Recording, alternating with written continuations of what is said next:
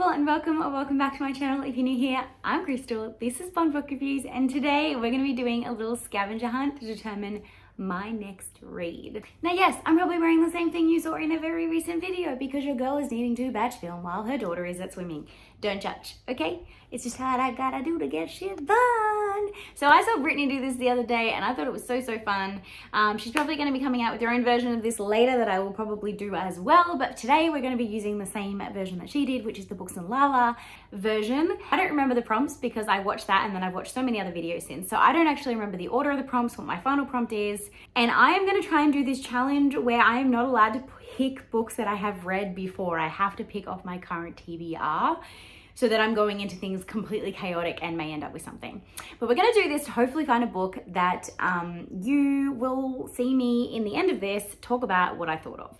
So I'm gonna be picking a book that I'm hopefully gonna be reading soon. I don't know when, I don't know whether I'm gonna use this for sightseeing in Amazing Readathon, if you're gonna be seeing this in July, August, who knows. You're about to hear Bree's voice because I have reading sprints on the background. Hold on, I need to go mute her. Sorry, Bree. Okay, so the first prompt is to grab your favorite book, go to the acknowledgements, find the first name you find, and go and find a book from the author of the same name. So this is probably going to be the only one on my shelf that I've actually read because it has to be a favorite. My favorite book of all time is really difficult because, like, my overall favorite book, I don't know, a childhood favorite maybe I could grab, or just like my latest favorite. So many choices. I think I'm gonna go with a childhood favorite only because I recently watched the movie, and that is Are You There, God It's Me, Margaret by Judy Blume, because I recently found my childhood copy. So this is kind of convenient. All right, let's have a look at the acknowledgements. Did they do acknowledgements back then? They had to have. Oh my God, there is no acknowledgement. It's right at the end, unless the acknowledgements at the start. Okay, so this book was from when acknowledgements were not a thing. So let me find another option. Another childhood favorite, Holes by Louisa. Should have some acknowledgements in it, hopefully. It's a bit later on. No, it does not. Did 90s people just not acknowledge anyone? Oh, to Sherry, Jessica, Laurie, Kathleen, and Emily. I don't think I have a Sherry. I may have a Jessica. Let me have a look. Jessica, where are you? I have a Rachel. I have an Allie. Jessica. Like, I can't think of any Jessica authors off the top of my head. It's such a common name. Why does no one name Oh, I do have a Jessica, and I have a Jessica that I haven't read. This is, well, she goes by Jessica or Jess, and this is Jess Kitchen, who is a self-published author or indie published author who I read her first book and reviewed, and that is The Girl She Was Before, which I gave 5 stars.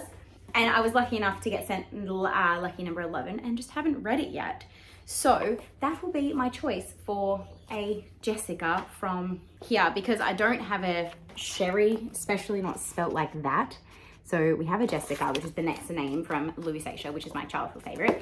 So lucky number 11, Jess Kitchen. Okay, so now we need to pick something on this cover and then find another book that has that thing in the title. We have very limited things in here. We have like fog, girl, trash, number, maybe? That's probably cheating. So maybe girl. Do I have a book with girl in the title? Or woman, maybe? She's a woman. I'm like forgetting my entire shelf right now. What the hell? Adeline's gonna be back from swimming before I get this finished. There's really nothing else on this cover. It's a really bland cover. Woman shoe coat. Woman shoe coat. I mean, there's a girl there, so I could pick The Girl She Was Before, but I'm trying to pick books that I haven't read before. That's an option if I need to. Oh, I also have The Girl Before, which I have read, as another option. Oh, I got one. Okay. We have Getaway Girl by Tessa Bailey, which I have not read, which has a girl in the title. There's a girl on the cover. I know I'm assuming her gender when you can't really see anything. I'm sorry, but that's what I'm doing. I realize I'm putting books back. That's probably a stupid thing to do. Okay, so Holes got us to lucky number 11. Oh, crap. So we have Getaway Girl. Let's get the next prompt. Okay, so we need to go to page 50, line 5, find a word in that line, and find a cover with find a title with that word in it. So page 50, line 5, 1, 2, 3, 4, 5. The only two words I have on that line are own and pasta. And it needs to be in the title? A title with that word. Pasta or own? Oh my God. I'm like X-game moding this. Why did I need to be so hard? The first book you pick like really changes things. I would have something that has own in the cover, right? Own something. I can't even think of a book with own. I definitely don't have anything with pasta. I have like Just One Taste, which has pasta on the cover, but that's not what I need. I don't have anything. So Anthony and Addie are back from swimming lessons. So we're gonna have to pause this here while I think about how I can find a book that has own or pasta in the title. I might have to look on my Kindle collection maybe. We'll pick this back up because I'm stuck right now and she's gonna make a hell of a lot of noise, so I'll be back. Okay, so I found one. I found How to Solve Your Own Murder, and own was the word we were looking for. So now I need to take this book and find a 5-star read that has the same colors on the cover as this. So I need a 5-star read that has reds, yellows, blacks, and whites. I don't really have any 5-star reads that are red. Is this a thing? I mean, okay, the closest that I can come up with that is a 5-star read on my shelf is The Hunted by Gabrielle Bergmoser. I know it is nowhere near close because this is more red and this is more orange, but I don't have any other red books that are even remotely close that I've read that I gave 5 stars. I don't even have a 4-star that I can even try and give to this, and I don't even have a 5-star prediction. So this is the one we're gonna go with. Okay, so it says I'm meant to recommend one that is like this. I don't have anything else on my shelf like this that I have read. I do have another book like this on my shelf that I want to read that I have a feeling is gonna be kind of the closest to the isolated plot type genre that this is. And that's gonna be The Drift by CJ Tudor. This is like a outback isolated thriller, fast pace. I have a feeling this is isolated, more like snowscape thriller, but it's probably the closest thing I have on my shelf. So we're gonna go with it. Okay, so we have to find the most common letter in the title. Yeah, the most common letter seen in the title, and then find an author that starts with that name. Well, I have 2 T's and it's the only one I have 2 of. So I'm guessing, I also have, 2 T's. So I'm gonna go with T. So now I finally need to find an author that starts with T. I think it needs to be their first name, but I think it can be first or last, but I'm gonna go with first name. And I was trying to go with books that I haven't read yet. So let's find a T author that I haven't read yet. Okay, we have Legendborn, and this is by Tracy Dion. So we have our T. Let's go find what our next prompt is. So now I have to find a book with the same number of pages as this. I'm gonna give myself a leeway of plus or minus 5. It says Goodreads is your friend, so I might go have a quick look. But based on this, we are looking for something that's 490 pages.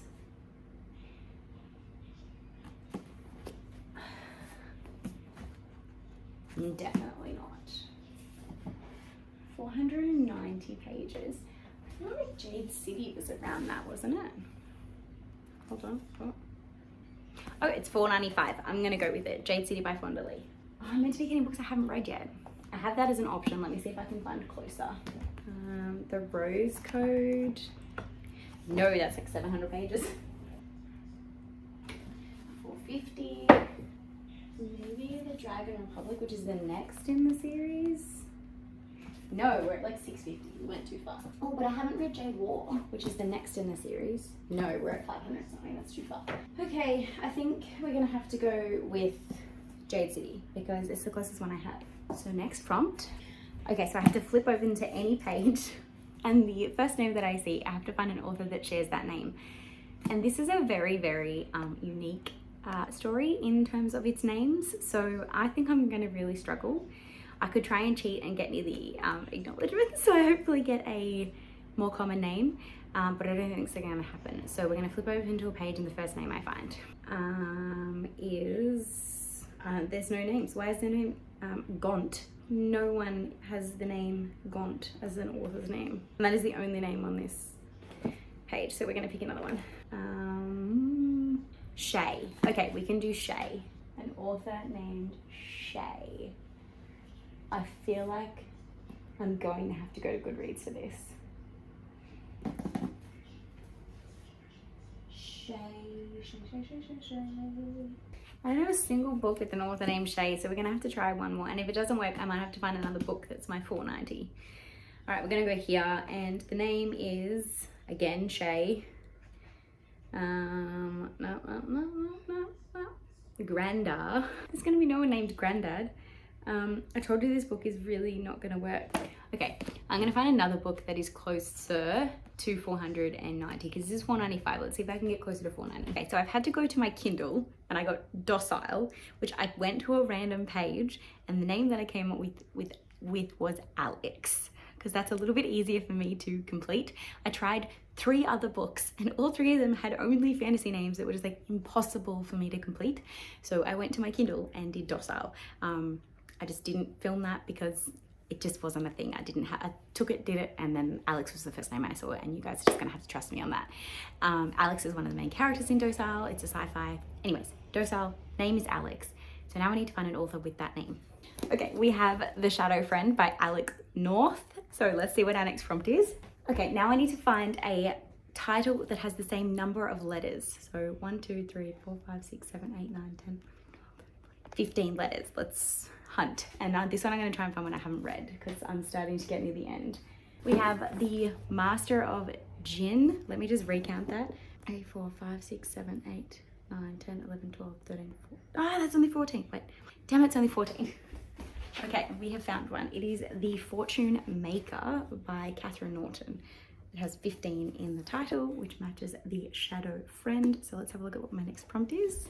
Okay, so now I have to find a cover that is similar. Oh my God, why did I do this to myself? I picked the worst. Oh, my cover that is similar. Oh my God, this is the hardest cover to try and replicate. I am definitely pushing this here, but the one that springs to mind is Wondersmith by Jessica Townsend. We have a single girl with brown hair. The ball here makes me think of the balls here. And that's as far as the similarities go, but I honestly have nothing else like this on my shelf. This is like a middle grade fantasy. I tried to look at my other middle grade fantasies and like nothing matched. Even the ones that I have like borrowed from the library. This is as close as we're gonna get. Now I have read Wondersmith, so I hope this isn't the book that I have to read. Okay, so I now need to flip to a random page, point to a word. That word has to be in the title of the book that I am going to be reading. So we will flip to this page and we will point to this word. And the word that I pointed to is that. Okay, that is potentially going to be easily fillable. Why do no titles like coming to mind when I do this? Oh, is there anything in my 24 for 24 that had that in the title? Hold on. Absolutely not. This, that, and the other. That. I'm gonna have to go to Goodreads. Your girl went 15 pages deep on Goodreads for titles that say that in the title, and the only one I found is a novella that is part of the what's it called? Pucking Around series that I have on Libra FM, which is the 0.5 novella. But I don't really want to read that until I've read the rest of the series. So I have 2 options. I can pick something that is not part of my TBR and just find something, or I can pick another word. I'm just having a quick look at my library books to see if there's anything in them. Actually, I just brought a whole bunch of ARCs home from work. I'm just gonna make sure there's not one of those. Hold on. There is not. So we're gonna do this, and if I get some weird word, I have to fill it regardless of if I have one. That's like the risk of taking a second choice. So we're gonna go to this page and we're gonna point to this word.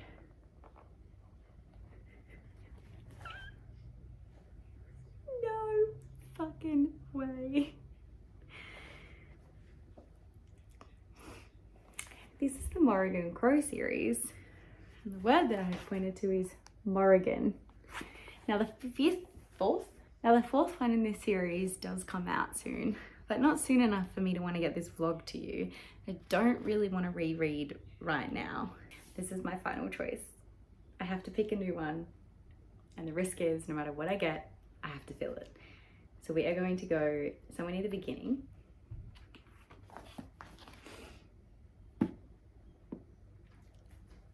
I am under the word man. Man. That kind of like leaves the open like woman. But do I have anything that has woman in the title? I definitely can fulfill this one. Let me go to Goodreads. Okay, so we are gonna go with a January 2024 release, which is The Leftover Woman. It has man in the title, by Jean Kwong. I brought this home from work recently, and all it says is 2 mothers, 2 worlds, 1 impossible choice. Jasmine Yang thought her daughter was dead at birth. But 5 years after she was taken from her arms, she learns that her controlling husband sent the baby to America to be adopted, a casualty of China's one-baby policy. Fleeing her rural Chinese village, Jasmine arrives in New York City with nothing except a desperate need to find her daughter. But with her husband on her trail, the clock is ticking, and she's forced to make incredibly risky decisions if she ever hopes to be reunited with her daughter. So I have a feeling this is going to be a pretty quick read. I mean, it's quite thin. So we will jump into the vlog portion of this video now, after that very eventful way of me finding a new read, and I'll let you know how this goes. I'll check in every 25% or so and let you know what I think of this story. Wish me luck. So it is my first day officially unemployed, and so I plan to read this book, this entire book, because as you would have seen earlier in the video, I did a scavenger hunt about a month and a half ago and haven't had a chance to read it yet. So I have the audiobook. I have a house that needs cleaning. So I'm just going to pop this in and take you with me on the journey while I clean up my entire house, because it has been a hot minute with me working full time and being unwell. And now I have the day off. I'm just going to clean it room by room. So let's do this. I'm going to be listening to The Leftover Woman by Jean Kwok. I feel as a mother, this book is going to hit me harder than most people. I'm very congested right now. You're going to hear this through the whole video, but that's fine. Let's read this. But first I need some breakfast.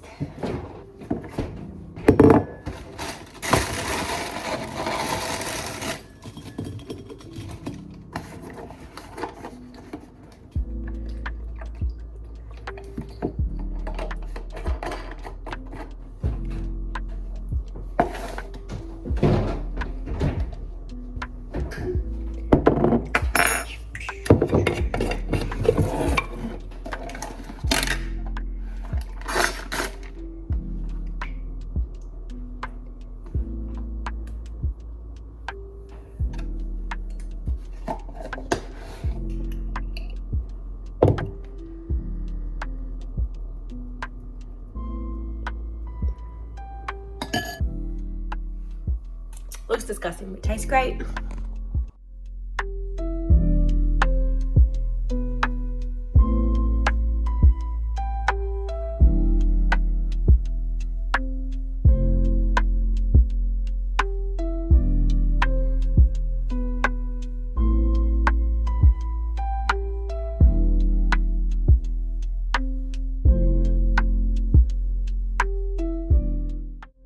Kitchen is done. I start to put those dishes away, but I'm going to let them air dry while I move on to the living space. Our dining table has become a bit of a dumping ground, so please don't judge me.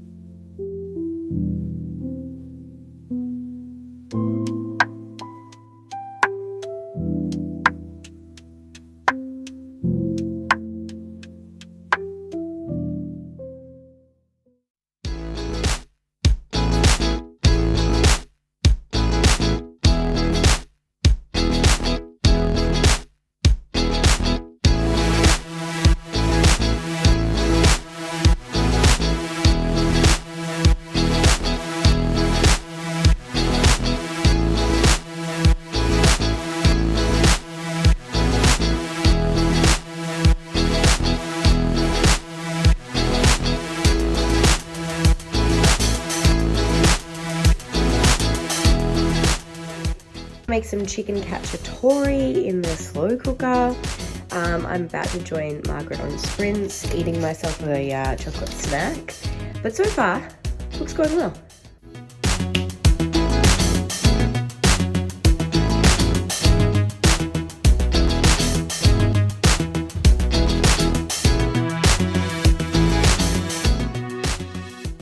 8 chapters into The Leftover Woman by Jean Kwok. And this is one of those books where a lot and a whole lot of nothing is happening. I was trying to explain it on sprints to people, but pretty much we have our main character. She gave birth to a child during the one-child rule. Her husband was like a high-up person, and so he wasn't able to have a second chance at having a second child that was a boy that could carry on his legacy. So what he did was he told his wife that the child had passed away and sent that child to adoption in America. She mourned this child for like 15 years until she was looking in his emails trying to find out about infidelities, and then found out that he had sent this child to America for adoption. So now we're following the story of her like going to America to try and find her child, who has been in America for 15 years. And she gets there almost illegally. She has no papers, and she gets like snuck into America by like some cartel that is going to expect her to pay back a debt within a certain period of time. So now she's trying to find her daughter as well as earn enough money to be able to pay off the cartel. So she ends up going to a strip club to try and work at a strip club, which like has just been like hectic. And while all this is happening, she's ran into her ex-boyfriend in America who was from China, and they were childhood sweethearts, but they couldn't be together because she ended up in this arranged marriage with the ex-husband who was the terrible man that like got rid of her son or got rid of her daughter. And so now she's like in America trying to find her daughter, working as a stripper, trying to figure out whether or not she wants to give her childhood sweetheart another chance, while also trying to escape her husband who has now followed her to America. It is like intense, but also not intense. Like when you explain it, it sounds really intense, but when you read it, it's not that intense. But I'm only like 65 pages in. So there's still a lot to happen. And it's currently sitting at a 3-star, but it has the potential to be a 5-star purely because of the insane concept of this story.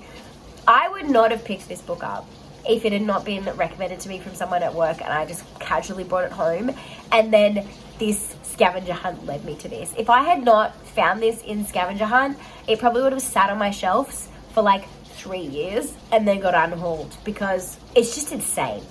Anyways, this came out in January 2024, so if anyone is interested in this, you can definitely get yourself a copy. I'm really excited to see where the rest of this goes. As you would have seen, I did a bunch of cleaning. I cleaned while I was on sprints with Margaret. I cleaned my kitchen, my dining area, my living room, my upstairs toilet, bathroom, bedroom, and now I'm gonna go do Addie's room, and then I'm gonna get working on this like downstairs area. I have some like crazy books going on over here that need to be fixed up. I need to do some laundry and clean in there, and I definitely need to clean these floors. So I'm going to put this back into my ears and get that cleaned up. And then I also need to clean my like study area, like it's getting out of hand. So I'm going to put this in, do a little bit more reading, and I'll come back and update you when I get to about the 50% mark. But it's raining, it's cold, it's disgusting, so I'm going to stay in most of the day. I also put on chicken cacciatore slow cook. So I'm feeling pretty productive today. Okay, so I've made it to the 53% mark into The Last Woman. Oh my God, I'm blind. I have had a day today. So quick little recap on my day today. So I went in to see the doctor for an emergency appointment because I've been really, really short of breath lately, especially post-COVID, but prior to COVID as well, because my iron levels are so low, and he's been kind of pushing back, giving me an iron infusion. And I was like, look, I really need this now. Like, I can't keep waiting. Post-COVID and like gastro and conjunctivitis, like I had infection after infection after infection. I was just getting really unwell. And I said to him like, look, I don't want to wait anymore. So I managed to get into an emergency appointment, and he was like, okay, like you really are like short of breath. Like I walked up like 15 stairs just talking like I'm really struggling. And so he was like, all right, I want to do a chest x-ray. I want to do some extra bloods. Like I want to rule out like some thyroid issues. I want to do this and XYZ. I want to do a chest x-ray, and I'm going to put you on a steroid inhaler for 3 weeks. So I'm now on a steroid inhaler morning and afternoon for 3 weeks, and I had to have a chest x-ray, some bloods taken. It's been like one hell of a morning. and I dropped my script off after the doctor's appointment to go get the chest x-ray, got the chest x-ray done and the bloods, and then got in my car and drove halfway home before I realized I'd forgotten the script, went back, got the script, walked out without paying, drove all the way home, took the medication, looked at the money label on the script and went, did I actually pay for that? And was like, no, I didn't. So then I called them, was like, I'm so sorry. Like, usually there's like a security thing that'll like beep when you walk out the door. That didn't happen. I could have got away with not paying for it, but I'm like not that person. So anyways, I paid for that. So my brain is just like so foggy. I feel unwell in myself. So I was like, I need this iron infusion. I need to find out what's happening. So I've got all these tests done today. I have the iron infusion tentatively booked in for 2 weeks time. This is like TMI information. This is not meant to be in this vlog. But anyways, I have my coffee, which I'm almost finished. I'm about to drive to a friend's. She's had a baby. I'm going to go drop off a playpen to her because the baby is at that point where they're like crawling around getting into things. And she's like, I need a playpen. So I'm going to go drop that off to her and go for a visit and have lunch together. But I wanted to update you because I'm 53% into this book and it is absolutely wild. I would have obviously explained in a previous clip kind of what's going on with the concept of this. We have our main character. She's flown to America trying to find her daughter.